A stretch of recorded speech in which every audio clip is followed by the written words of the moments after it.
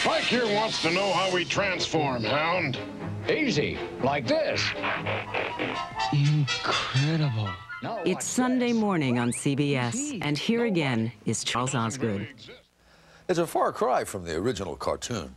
The new movie, Transformers, is dazzling audiences with state-of-the-art visual effects. But have you heard about the other sort of high-tech wizardry that's contributing to its appeal? Bill Whitaker takes us behind the sounds. Everybody knows Hollywood is all about image.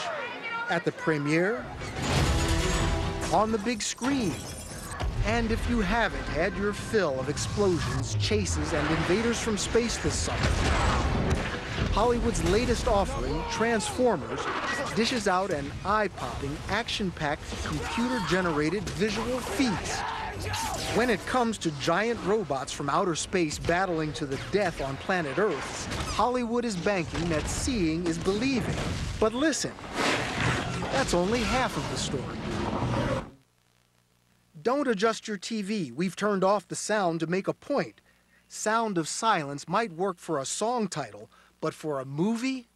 You watch a movie without sound or bad sound, it changes the whole kind of vibe.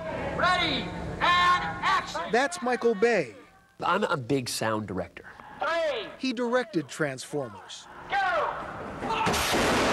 Sounds are so important to making a realized picture. These robots are made out of thin air. It's CG, but it's so realistic, and what makes it so realistic is the sound. Sound, so important to a movie, yet so often overlooked, or rather unsung. So we decided to turn the spotlight on what you hear instead of what you see, and followed the sound of Transformers from beginning to end. When it comes to sound, it's such a collaborative effort. Kevin O'Connell comes at the end of the process. He and Greg Russell are sound mixers. And what we do is handcraft every single sound and tailor it to whatever image we're seeing on the screen at any particular time. They layer in the sound, We're going to play just the dialogue in this scene. starting with this.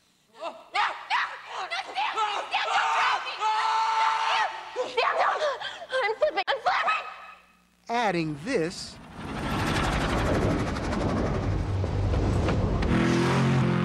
And finally reaching this. I'm flipping! I'm flipping! Hold on!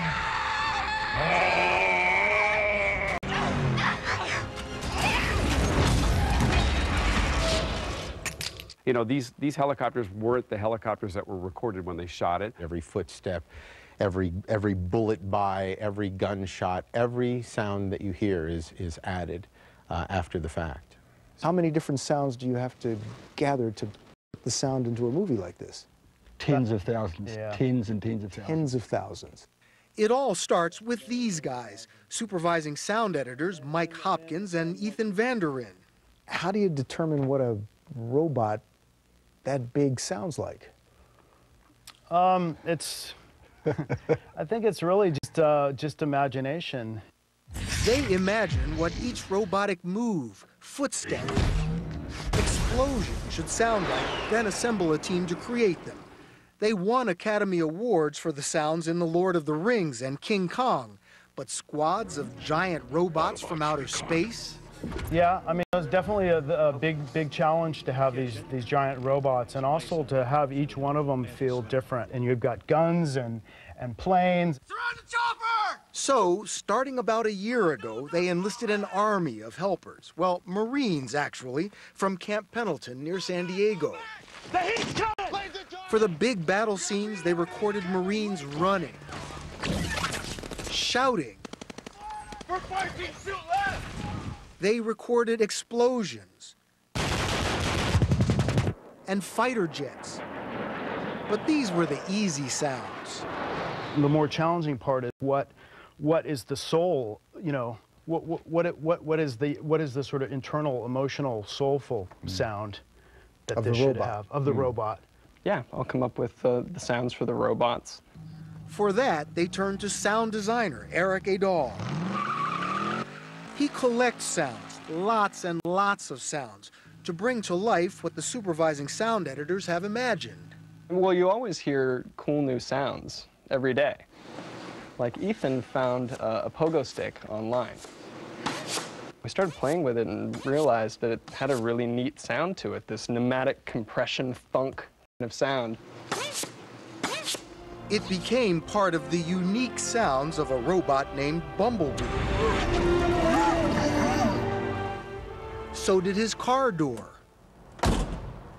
Took that and slowed it down 25%, and it sounds like a huge robot footstep. For a scene where there's a vending machine that comes to life and starts shooting soda cans at fleeing pedestrians. He recorded soda cans dropped from a building. Ready? Go. It's a lot of fun when you get to make a little bit of a mess, you know, on the job. Speaking of a mess, yep, they create the sound of a dog. Well, you get the picture. John Resch and Allison Moore are two of the top Foley artists in Hollywood. Just one of the many fun things we do in Foley. So called for the first Hollywood technician to manufacture sound effects. They watch the action on the screen and make sounds to exactly match what they see. For example, 20 different sounds are blended to make the robot's footsteps, including Allison's rock. Watch this scene. Star Josh Duhamel is running, but it's John's feet you hear. The gritty, gravelly sound, coffee grounds. And for the metallic sound of a little robot named Frenzy, common kitchen utensils. All from their bag make that cart of tricks. So really, with just what we're looking at here, you can get hundreds of different sounds. Oh, yeah. Absolutely, and also, too, we can make a mean margarita.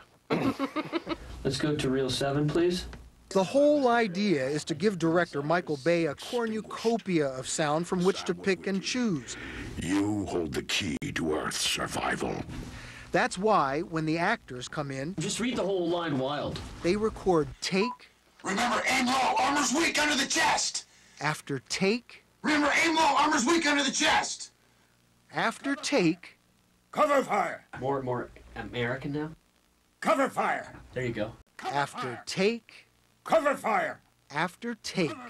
Makes it, yeah, a little English with the American. In the darkened sound studio, the actors get into character. Even if the character is the tiny, curmudgeonly robot Frenzy, voiced by actor Reno Wilson. Method acting with a robot. Yeah, method robot acting. Robotic method acting is what it is. It's a technique that Lee Strasberg didn't talk about much. All the sounds, indeed all the action, undergirded and enhanced by the score. You feel tension in music, you feel emotion, you feel, you've got themes, the heroic theme, you've got the bad guy theme. And as you can see, I have the strings separate from the brass, separate from the choir, from the low Which percussion, brings the us mid, back to Kevin O'Connell and Greg Russell. Every single sound is downloaded into their massive soundboard. We have individual control over every single element in this film. Everything is separated. So we sit here and handcraft the sounds to create the voice for the film. Visuals have to be strong, and they are in this movie. But the sound is what brings them to life. It's kind of like painting. So, you know, you've got a bunch of different colors, and you blend them together to create new colors. Lennox! The heat's coming! Play the target! We take frequencies and shape them into what we think they should sound like.